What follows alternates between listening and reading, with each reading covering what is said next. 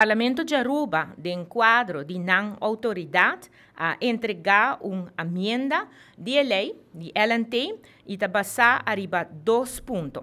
O primeiro ponto está o período caminho que pode reduzir o salário não de esse não que ganha mais de norma, dus mais de lo qual que está o ministro presidente.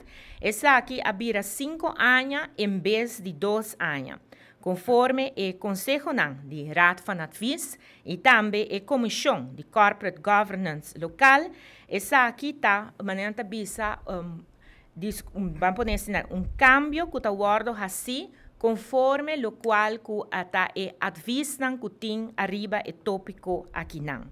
Para lo qual está é de 2 pontos que o parlamento a esse cambio está e suma de 30% mais que o salário do ministro-presidente a ser adaptado de 261.000, qual está base semestre do salário de uma empresa reduzir com 25%, para 329.000, qual está e suma sem recorte de 25%. Aqui não está bom para indicar que é 5%.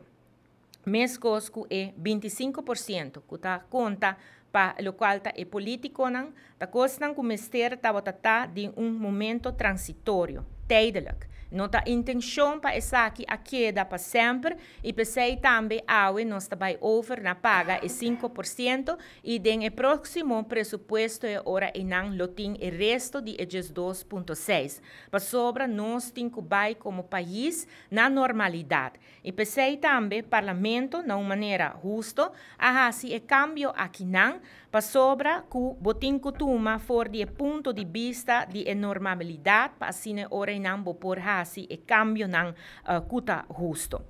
Parlamento explica acaba e 2 cambios não aqui não e de nos banda me tenho que bisa que de opinião do governo e cambio não aqui nota mishi que é princípio de lei. Passo é seita lo qual que está importante.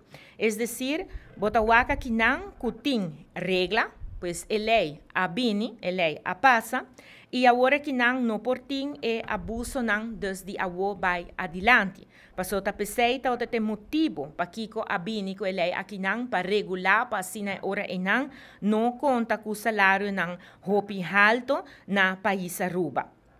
De outra banda, governo de Aruba tem que respeitar o direito constitucional do parlamento para trazer cambio de lei.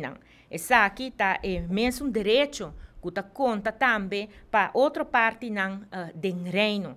Para sobre a mesma coisa, a Tweede Kamer na Holanda tem direito para trazer emenda aqui na Aruba também. Parlamento de Aruba tem direito para por trazer sua emenda. Nós, como governo, e não queremos nenhum outro político, nenhum outro ministro, tampouco staatssecretários têm para arriba o qual tem direito constitucional de nosso país para por assim e cambio não. E seguro, ora bomira e cambio não que guarda assim, não tá cambio não que está justo.